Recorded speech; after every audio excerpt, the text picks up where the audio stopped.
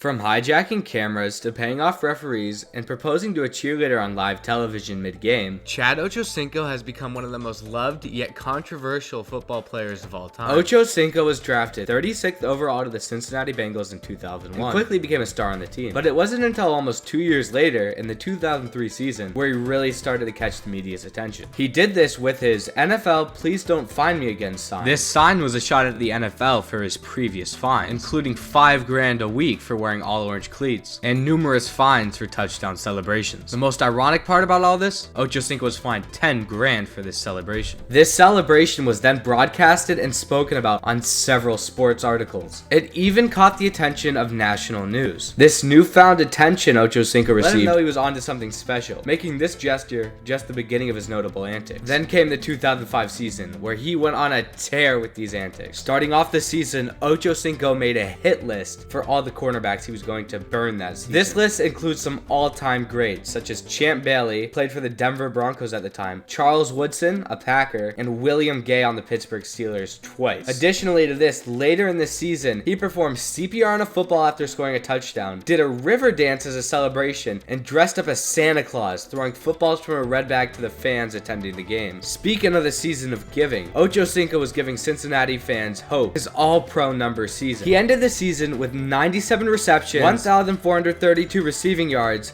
and 9 touchdowns. He led the Bengals to a #1 seed in the AFC North and a wild card appearance, but they fell to Pittsburgh, who later went on to win the Super Bowl. Even with these record numbers, Ochocinco's tear did not stop there. But maybe the craziest celebration he had in 2005 was the Tiger Woods celebration. He took a pylon mid-game and struck the football like he was putting a golf ball, earning this celebration the nickname Tiger Woods. Some may say his craziest touchdown occurred in the 2007 season, where he inducted himself into the Hall of Fame by pulling out a gold jacket saying Future Hall of Fame 20. And in the same season, Ochocinco switched professions mid-game and decided he wanted to be a cameraman. But he wasn't all about touchdown celebrations, because the one I think is the craziest happened off the field. Before every game, this man took Viagra. He said it got the blood pumping, claiming he could run 8 quarters with it. 2007 must have been the year of Chad Johnson, because in the same year he ran a race against a horse, which he actually won. This wasn't the last time he got involved in other sports, as in 2011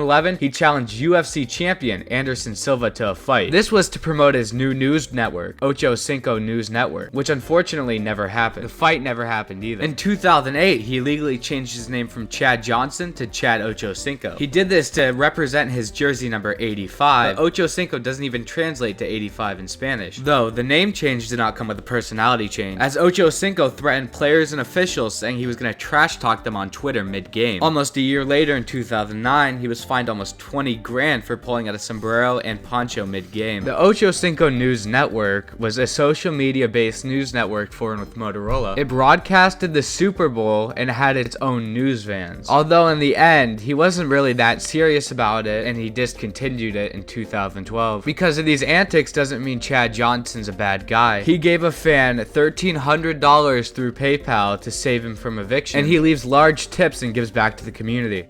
Throughout Ochocinco's wild career, he was fined over $115,000. But he definitely made a name for himself, becoming one of the most known football players of all time. And maybe one day he'll get a real Hall of Fame jacket.